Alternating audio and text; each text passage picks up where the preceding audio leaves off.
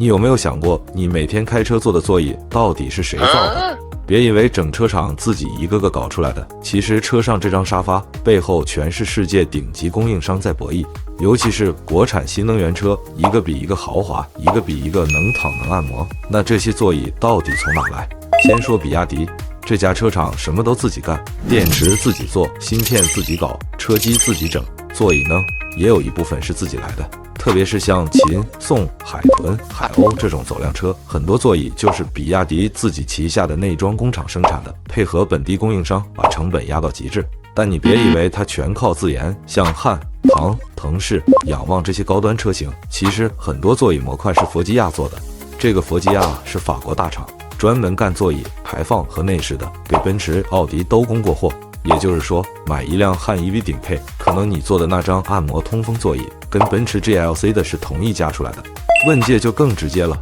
用的是里尔。这个里尔，美国大厂，全球第2的座椅供应商，通用、福特、宝马、蔚来、小鹏都在用它的座椅。问界的 M5、M7 那些功能多得一塌糊涂的座椅，什么女王副驾、零重力、肩部调节、记忆联动，很多就是里尔中国工厂的产品。鸿蒙系统跟它配合的也紧密，语音控制座椅调节、联动空调、音乐氛围灯，一套组合全下来，体验感是真的高级。再来看理想，这家是最重视座舱体验的国产品牌之一，车主都知道他家的后排大沙发能躺平、头枕还有音响。理想的主要供应商是延丰安道拓和宁波季风。延丰安道拓就是安道拓和上汽集团合资的公司，做座椅是老行家，尤其擅长那种大家用车用到5-6年，结构还不塌陷的类型。而宁波季风专攻那种定制化功能件，像音响、头枕就是他家的强项。理想还有9后排的那一对豪华头枕，就是季风集成里尔音响做的。说到未来，这家也离不开里尔。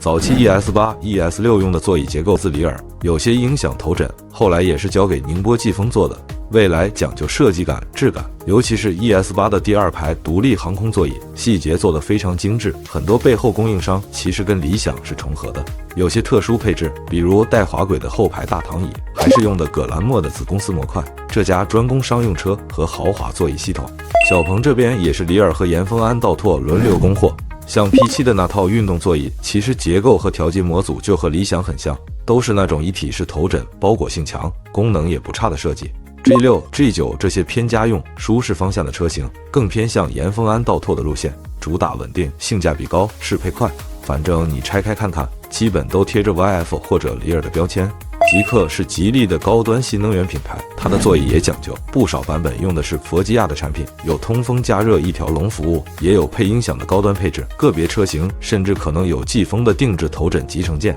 吉利自己也有内饰体系，可以做部分标准座椅结构，但高端功能性模块还是靠外部大厂来完成。广汽安安也挺卷，iON系列的座椅很多是佛吉亚中国工厂供的，广汽内部还有一套自己的零部件体系，也能生产中低端座椅结构，再结合外部厂商模块集成高级功能。像后排女王座椅、腿托、加热通风这些，大多都是外协的成果。再说奇瑞，它是一个神奇的存在，什么都想自己做。座椅也是很多奇瑞、捷途、凯翼、星途车型的座椅是由奇瑞零部件体系内厂商生产的，便宜、稳定、可控。但高端车型像星际源 ES 这种带有女王副驾、通风按摩的配置，后期可能就得靠宁波季风、佛吉亚这类一线大厂协作才能搞出来。还有小米，按照他选择的合作伙伴来看，估计座椅来自里尔或者里尔加季风联合方案的可能性极大，毕竟他跟理想、蔚来、新势力那一挂走得很近，选的也是成熟可靠的供应链。